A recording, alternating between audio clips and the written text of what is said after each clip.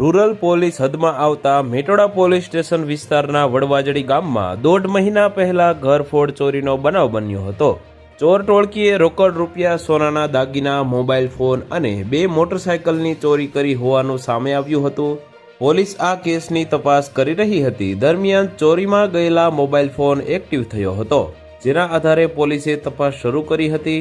આ mobile phone મધ્યપ્રદેશના અલીરાજપુર જિલ્લામાં હોવાનું સામે આવ્યું હતું, જેના આધારે પોલીસે ત્યાં તપાસ હાથ ધરી હતી। મધ્યપ્રદેશ પોલીસની મદદથી પોલીસે એક સગીર સહિત 4 શખ્સોને પકડી પાડ્યા હતા। પોલીસે આ શખ્સો પાસેથી ચોરીમાં ગયેલા રોકડ અને સોનાનો ચેન, એક મોબાઈલ અને એક મોટરસાયકલ કબજે કર્યું છે। પોલીસે આ શખ્સોની ધરપકડ કરી કાયદેસરની કાર્યવાહી હાથ ધરી છે।